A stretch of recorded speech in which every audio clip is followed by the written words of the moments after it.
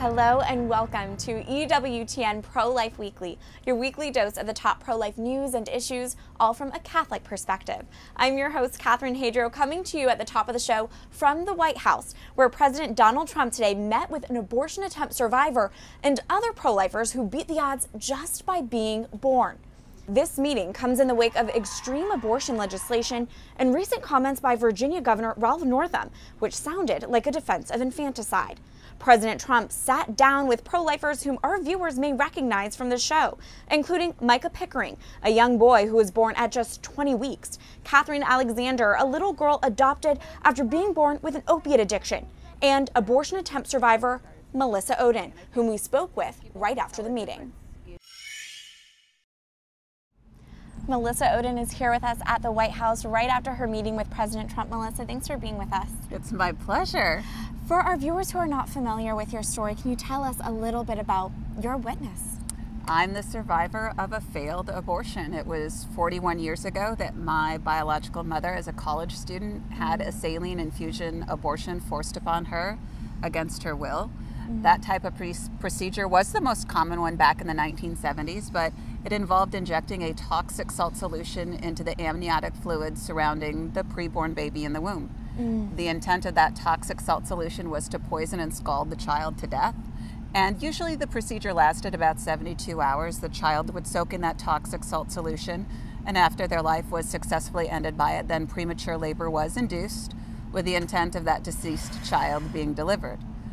In my circumstances, we know I actually soaked in that toxic salt solution for 5 days, just because they couldn't successfully induce her labor until that 5th day. And so on the 5th day of that abortion procedure, I was delivered at St. Luke's Hospital in Sioux City, Iowa, believing that I would be a successful abortion. And lo and behold, I was accidentally born alive. Wow, and here you are today. And here I am, and right? Here you are, and you are such a bold witness. So tell us about being at the meeting with President Trump. What was that like? What did you get to say to him?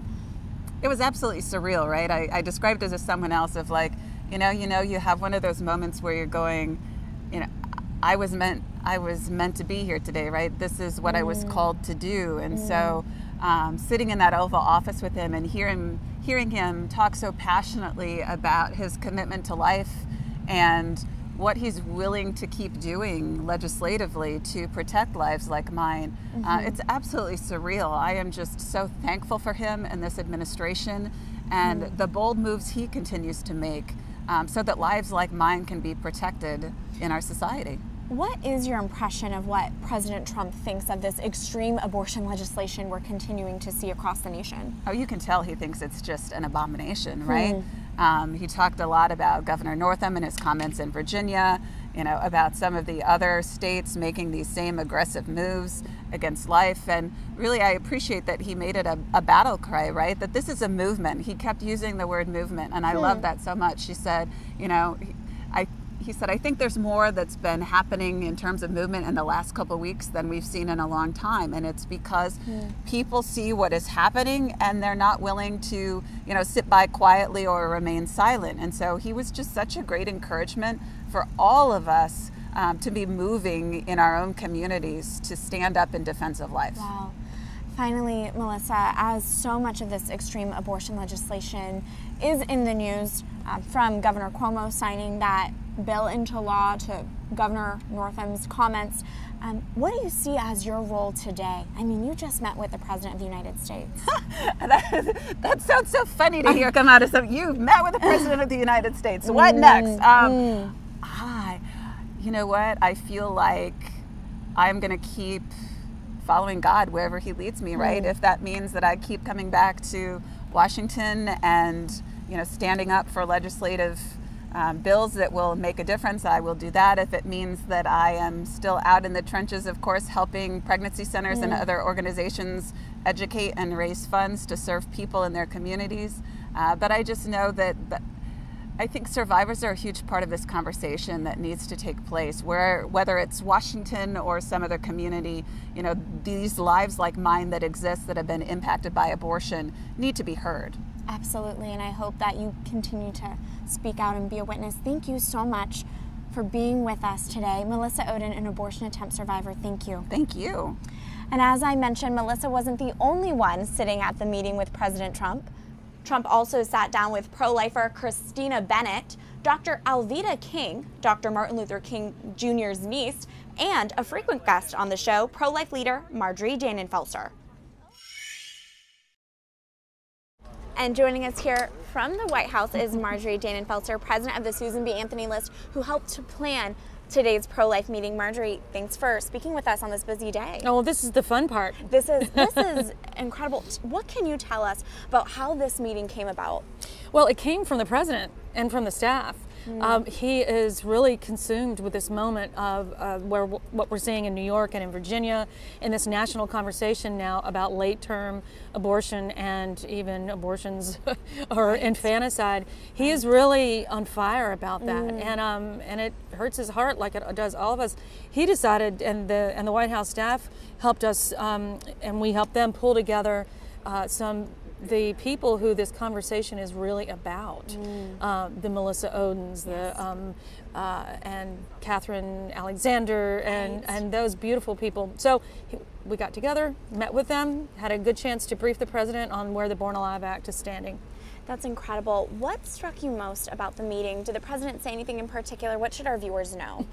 Well, part of the meeting was when he was on a conference call with thousands and thousands of pro-life people across the country. So we were all sitting there in the Oval Office, the families, these beautiful families, and kids running around, and the president's at the on the phone.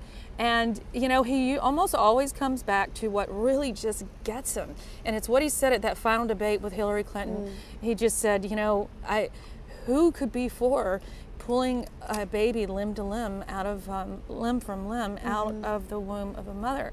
It always comes back to him, and honestly, that's what the pro-life movement should always be keeping at the center.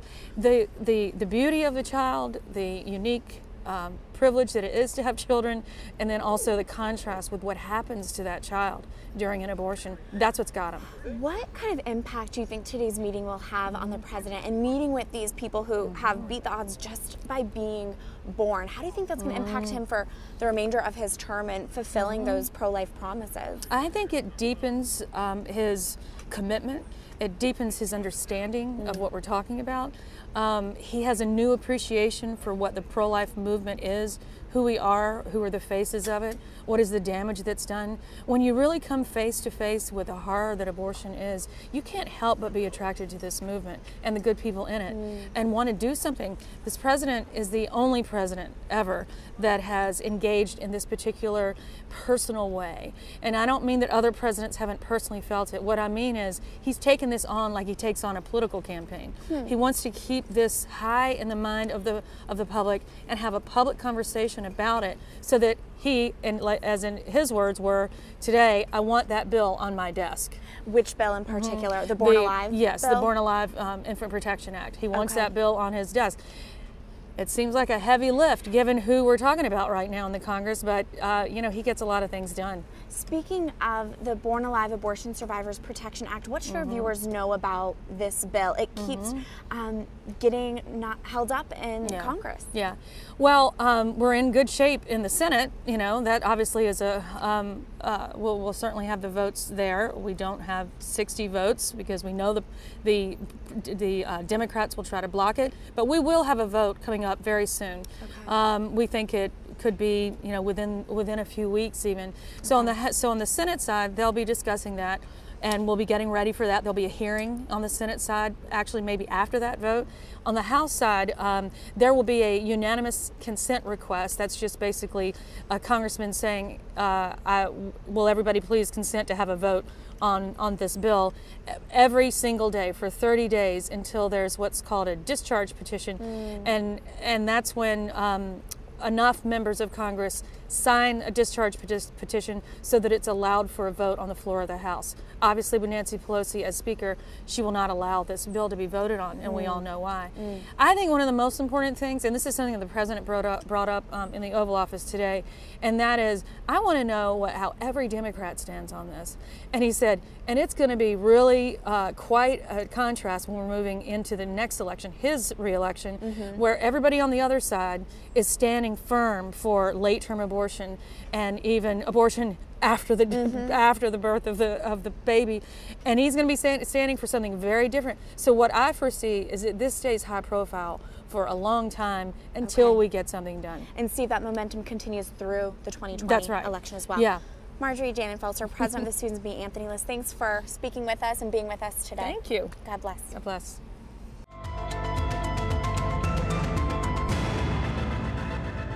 By now, many of you may have seen video of Virginia Governor Ralph Northam making remarks that essentially sounded like a defense of infanticide. It's a chilling reminder why voices like Melissa Oden's are so important in our world today. And that brings us to this week's call to action. Go to prolifeweekly.com. Here you can enter in some basic personal information, and we will craft a message to be for your specific members of Congress. This message will tell them to pass the Born Alive Abortion Survivors Protection Act, which would protect babies like Melissa who survive abortions. All babies deserve medical care. Make sure your member of Congress knows where you stand on this issue. Go to prolifeweekly.com. Turning now to our next story, a faith leader and NFL player teamed up in New Orleans, Louisiana this past weekend for a pro-life cause. NFL player Benjamin Watson and evangelical leader Dr. Russell Moore dedicated an ultrasound machine to support prenatal care and other medical services at the Baptist Community Health Services Clinic in the 9th Ward of New Orleans. The donation is part of the Ethics and Religious Liberty Commission's initiative to aid pregnancy resource centers. We spoke with Dr. Moore in our studio earlier. Take a look. Dr. Russell Moore is president of the Ethics and Religious Liberty Commission of the Southern Baptist Convention. The ERLC is the moral and public policy entity of the nation's largest Protestant denomination. It's great to have you here. Oh, thanks for having me. And I'm really looking forward to highlighting your pro-life leadership. Can you speak to how your Christian faith informs your pro-life views? Well, as a Christian, I have an understanding of every human being is created in the image of God, and also I think Jesus gives us a different view of power. So there's a sense in which power triumphs over vulnerability in the minds of many right now. When in Christianity, the vulnerable carry with them not only a worth, but also a power in the unborn child, in the elderly, in the disabled. And so this idea of seeing people in terms of their usefulness is one that is quite contrary to what we as Christians believe. And a dangerous idea. A very dangerous idea. What do you see as the most critical pro-life issue today? I think that's it, is having a sense of understanding not just that the unborn matter, but why. And so one of the things that really chills me is there was an article several years ago that I read by a woman who had worked in an abortion clinic. And she said that actually there were very few people that came into that abortion clinic who were pro-choice. That most of the women that she encountered in the waiting room were either Roman Catholic or evangelical Protestants. And that all of them just about would say, I know this is wrong, but. And so I think there's a sense in which, as one pro-abortion leader said a generation ago, most Americans are pro-life with 3 exceptions: rape, incest, and my situation. So I think what we need to do is to be able to communicate not just here's the theory of why we should be pro-life, or here's politically why we should be pro-life, but to say even in the deepest moments of personal crisis, we're going to be together as the body of Christ, and we're actually going to serve one another. What do you say to those who dismiss the pro-life view as just a faith issue? Yeah. Well, I think that faith certainly informs the conscience, but faith does not create the conscience out of nothing. So I think there's a Walker Percy, great Catholic novelist of now gone from us, wrote a letter to the New York Times in the 1970s, and he said, we may actually lose this issue on abortion, but we're going to make sure that you know what it is that you're doing. And I think the human conscience does indeed know. that something is deeply wrong here. And I think that's one of the reasons why people are so self-protective of those consciences. Dr. Moore, you are a leader within the largest Protestant denomination in the nation. Here we are in the Global Catholic Network. Yeah. Can you speak to the powerful relationship and opportunities there are for evangelicals and Catholics to work together to advance the cause of life? Well, I'm the product of evangelicals and Catholics working together, literally, since my mother's side of the family is Catholic, my father's side of the family is evangelical, and so I sort of grew up in a majority Catholic area as an evangelical, seeing the best and the worst of both, And I think that one of the things that we've seen in the pro-life movement is not only Catholics and evangelicals working together, but often in local communities, seeing the unique strengths and giftings of both actually helping the other.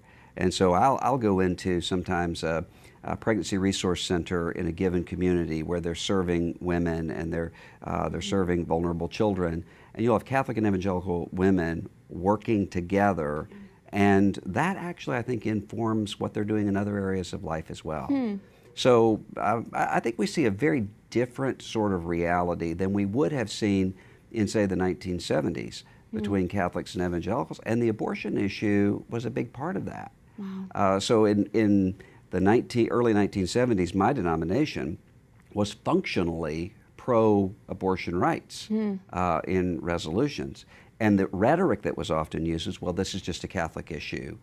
This is not an issue for us. Well, as time went on through the 1970s, more and more evangelicals realized, wait a minute, this is a biblical issue, this is a gospel issue, and Catholic leaders had a huge part in that.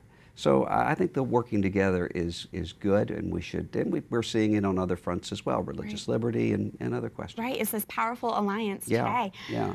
Finally, you work at the intersection of faith and politics, and the pro-life issue naturally bleeds into politics as well. As a pro-life and Christian leader, do you have some insight as to how our viewers can just navigate our current political climate? Well, I think the main thing is that for us to be consistently pro-life and pro-human dignity. We live in a time where people tend to switch around whatever their concerns and viewpoints are simply on the basis of where their tribe is going politically. We can't be that way. We have to have a certain amount of distance from the political ups and downs in order to speak from the conscience. And I think the pro-life movement has been really good at taking a multi-pronged approach, which I think we actually should apply to everything. We deal legislatively. We also deal judicially. We also deal, though, morally and culturally, and in serving people in terms of ministry in need. I think we need to do all of those things together. Some people are going to emphasize more because of their unique giftings and vocations, but we all need to work together in that. Well, I'm so grateful for your leadership in the pro-life movement. Dr. Russell Moore, President of the Ethics and Religious Liberty Commission, thank you so much for being here. Thanks for having me. When we come back. When the mother sees, my goodness, it really is a human being, the overwhelming response is, I want to keep my baby. The Knights of Columbus call it their greatest humanitarian initiative as they donate their 1,000th ultrasound machine. Stay tuned as EWTN Pro-Life Weekly continues after this break.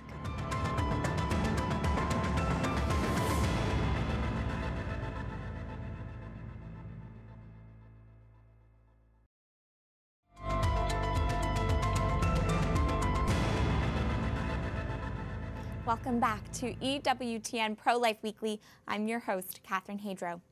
Planned Parenthood is publicly commemorating Black History Month while turning a blind eye to what the organization's very founder remarked about race. That's this week's Speak Out segment.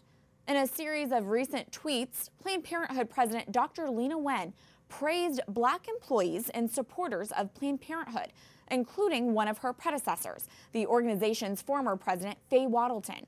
But Wen's posts overlooked Planned Parenthood founder Margaret Sanger's writings on race.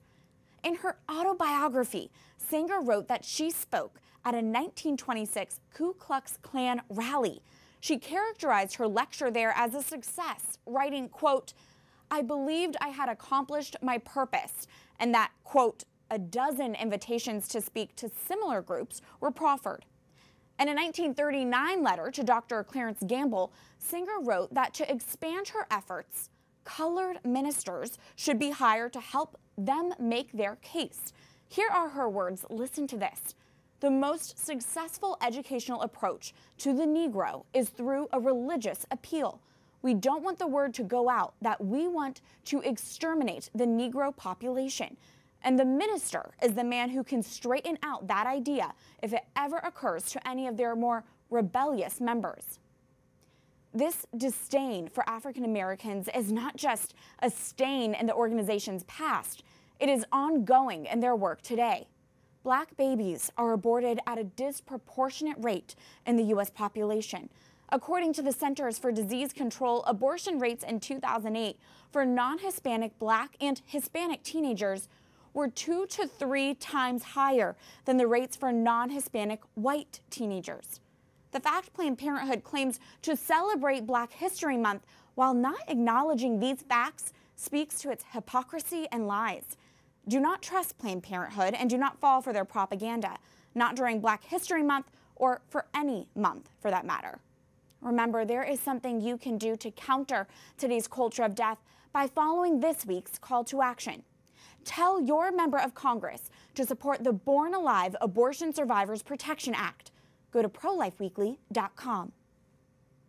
An ultrasound image gives us a window into the womb, which is why it can be so effective in saving unborn lives and why the Knights of Columbus call their ultrasound initiative their greatest humanitarian effort. The Knights have recently donated their 1,000th ultrasound machine. That's this week's Pro-Life Focus. The Knights of Columbus, the world's largest Catholic fraternal service organization, has been caring for others since its founding in the late 1800s. From serving persecuted Christians in the Middle East to people devastated by natural disasters. Last year we did about $185 million of charity, mostly in places in local communities, but also AIDS orphans in Africa we're helping. We put artificial legs on 1,000 Haitian children that had their legs amputated after that terrible earthquake. But in what Supreme Knight Carl Anderson considers their greatest humanitarian effort, the Knights are also protecting our most vulnerable, babies in the womb. You are here for a historic event. Today marks the day where we are celebrating the expansion of our clinic, as well as the 1,000th ultrasound that was donated to us by the Knights of Columbus. The Knights of Columbus recently donated their 1,000th ultrasound machine to a Catholic Charities-run free medical clinic in Virginia. This donation comes 10 years after the Knights first launched this pro-life initiative. Well, when we began this program with 2 machines, we did not know how large it would grow. Now we have more than 1,000, and we're going to put more in still. So if you think how many lives each week these machines are saving, it's tens of thousands, hundreds of thousands, and soon I'm sure it'll be 1 million lives. The way the Knights ultrasound program works is like this. Local Knights of Columbus councils raise half the necessary expense of an ultrasound machine through a variety of efforts. Then the Supreme Council's Culture of Life Fund matches that amount. The initiative is valued around $50 million, and the impact is far-reaching. There is at least 1 Knight-sponsored machine in every U.S. state, as well as in Puerto Rico, Brazil, Canada, Jamaica, Peru, and Africa. Well, what the ultrasound does, it just discloses the truth. It discloses the truth. So it takes things out of rhetoric and all sorts of kind of things that are prudential decisions and quotes, really not. It says, listen, here's what we're talking about. Here's what we got. So they see for themselves how their baby is doing, and that's transformative. Art Bennett is the president and CEO of the Diocese of Arlington's Catholic Charities, which runs the Mother of Mercy Free Medical Clinic, the clinic which received the highly anticipated 1,000th ultrasound donation. We wanted to expand into prenatal care. What we discovered here is that's a big need for the women we serve. So, but you can't do prenatal care without an ultrasound, and ultrasounds are kind of expensive. So the Knights came through and gave us the ultrasound. So they've given us a tool by which we can do the work we want to do, which is help mothers take care of their babies, take care of themselves. So this is just fantastic. And the fact that it's the 1,000th just shows the blessings this clinic gets all the time. This clinic has a powerful story of its own. Loyal EWTN Pro-Life Weekly viewers may remember our story on the Mother of Mercy Free Medical Clinic. It's a clinic that was previously an abortion facility, but after years of faithful prayer by pro-lifers, it was closed down and transformed into the free Catholic-run medical clinic it is today. 1 year later, it's doubled in size. Isn't that such a powerful story? The ground that we're standing on today, the building that we will bless, was an abortion clinic. Arlington's Bishop Michael Burbidge blessed the clinic when it first opened, and he was there for the January event to bless the ultrasound machine and the expanded space. The ultrasound can make a tremendous difference in helping expectant parents, especially when the ultrasound so clearly reveals the humanity of the child. And we can tell beautiful stories of how the ultrasound, along with God's grace and the prayers of so many people, but that ultrasound becomes the instrument of a woman saying, I'm going to choose life. This special pro-life blessing and dedication came shortly after 2 Democratic senators characterized the Knights of Columbus as holding extreme positions. To that, the Supreme Knight had this to say. This has been something, frankly, ever since Roe v. Wade. Those people who have stood up for life, tried to help the mother and the child, somehow they're the extremists. But when you look at the polling, the vast majority of Americans, as our Knights of Columbus poll has showed for the past decade, the vast majority of Americans want very strong restrictions on abortion. So who really is the extremist? The people who are doing charity every day, who are in the mainstream American thought on pro-life, or the outliers? While they may not be in shining armor, these knights should be honored for saving our littlest lives today. That does it for this edition of EWTN Pro-Life Weekly. Until next time, you can email me at prolifeweekly@ewtn.com or like my public page on Facebook. Just look for Catherine Hadro. Remember, life is a gift. Your life is a gift. God bless.